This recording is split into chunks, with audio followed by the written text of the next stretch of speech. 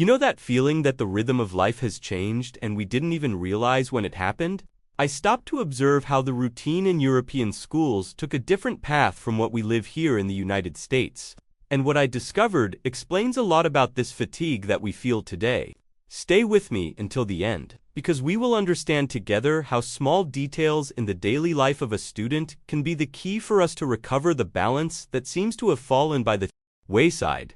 If we go back 10 years in time, the school was seen purely as a place of academic learning. But in recent years, something very subtle has changed in the way spaces are organized. In Europe, especially in countries like the Netherlands, Denmark, and even Portugal, there was a movement to transform the school into an extension of the public square, of the home itself. The bars have been reduced, the libraries have opened up to the residents, and the concept of school park has gained strength. The idea is simple. If the child feels that the school is part of the neighborhood, he feels protected by the community, and not isolated by walls. Now, look how interesting it is when we look at what happened here in the United States in the same period. As a matter of care and a genuine attempt to bring protection, the path was the opposite. Schools have become technology strongholds. We have installed state-of-the-art cameras, automatic gates, and entry protocols that, although they bring a layer of technical security, end up creating an atmosphere of constant alert. The question I ask you, and that many people avoid asking so as not to seem too critical, is, how does this affect the subconscious of those who are growing up there?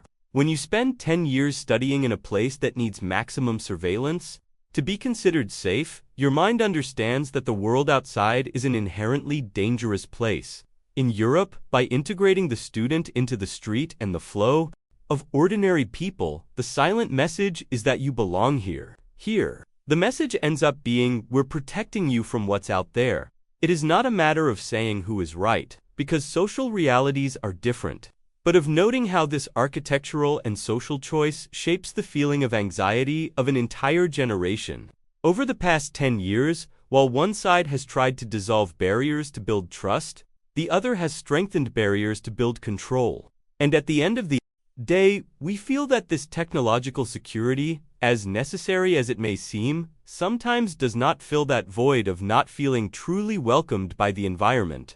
Have you noticed how the design of a school near your home has changed in the last decade? Does it feel more like a community center, or more of a restricted administrative building? This visual difference is the first step to understanding why the feeling of being at home is becoming increasingly rare here. You know, if we look at the last 10 years, there's been a shift in mindset about what it means to succeed in school that's almost imperceptible, but that dictates the whole mood of our house. In Europe, especially in countries like France and Finland, there has been a very honest debate about youth burnout. They began to understand that filling a child's day with endless homework and performance tests wasn't creating more prepared adults, but rather more tired adults. Many school systems have decided, almost silently, to slow down. The focus became being mental health, time for creative boredom, and spending time with family. Here in the United States, we followed a path that looks like a high-speed rail. The competition to get into a good university or to secure a stable future began to descend into elementary school and even kindergarten. We have created a culture where the student needs to do all the time. It is the after-school sport, the language course, the preparation for standardized tests, and that pile of homework that invades dinner. What I think we don't openly admit is that this incessant search for performance is robbing us of our sense of everyday tranquility.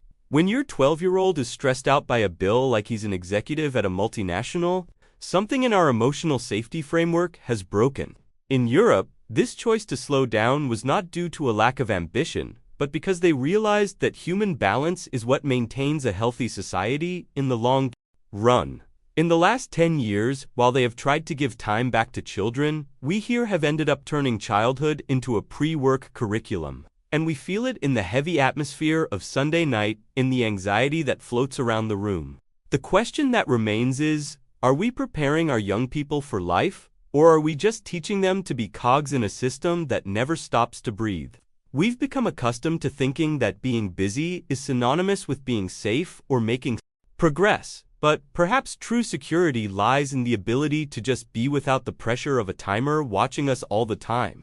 Looking at your routine, or the routine of the young people around you, do you feel that rest time is seen as a right, or as something that needs to be conquered with effort?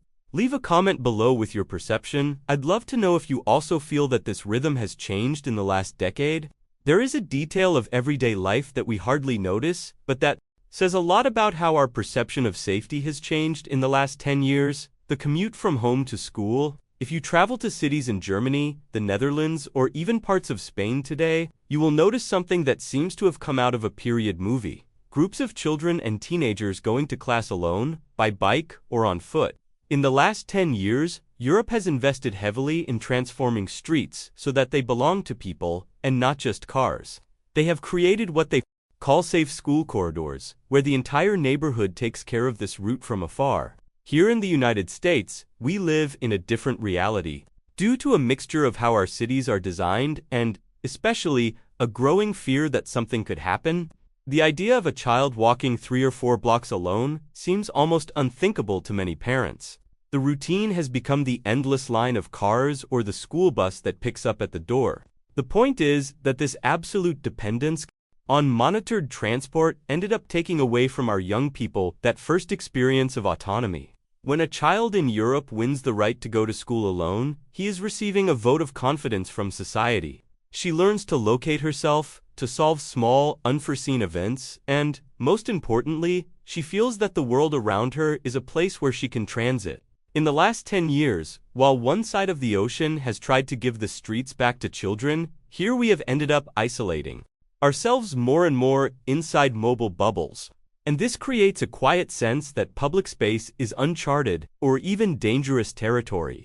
The security we seek when taking our children by car to the door is understandable. It is pure love and care, but the side effect is a generation that takes longer to feel the owner of its own nose. It is curious to think that an adult's trust begins to be built there in those few blocks between home and school. When we lose this habit, we also lose a little of that connection with the neighborhood that made us feel that we were part of something bigger. In the last 10 years, we have seen an unprecedented technological race. And here in the United States, we embraced this with all our strength. Classrooms were filled with screens, tablets, and an almost obsessive focus on preparing young people for the tech market, for code, for what we call STEM. It is a vision of success based on efficiency, logic, and productivity. We believed that if they mastered the machines, they would be safe in a world that doesn't stop changing. But as we stared at screens, many schools in Europe, from Portugal to Sweden, began to make a move that seems counterintuitive. They have returned to giving immense value to living things. They rescued cooking classes, manual work with wood, the cultivation of school gardens, and, above all, the time for social debate and conflict resolution through speech, what the market calls soft skills. Sounds like a small thing, doesn't it? But think with me. The feeling of security that we seek today does not come only from knowing how to operate software. It comes from knowing how to deal with the human dig. In the last 10 years, Europe has begun to treat the school as a laboratory of coexistence. There, the student is encouraged to understand the rhythm of nature, to negotiate with the colleague who thinks differently, and to understand that success is not just an individual note, but the ability to hold the social fabric together. Here, often the silence in the corridors is filled by the blue light of the devices.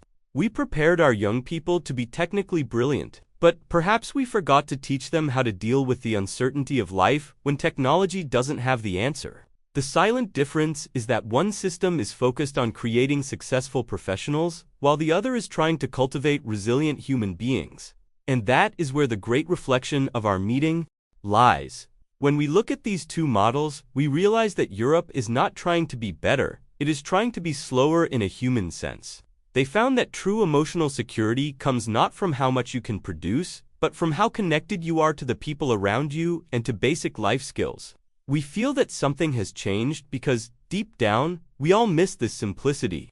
We miss an education that does not treat us as productivity statistics, but as people who need to learn to live, to feel, and to collaborate. This change in focus in European schools over the last 10 years is a mirror that shows us what we may have left aside in our haste to reach the future. It is a deep debate which does not fit in an economic chart, but which we feel every time we look at the tired look of a young man who knows everything about technology, but very little about how to find his own peace in an ordinary day.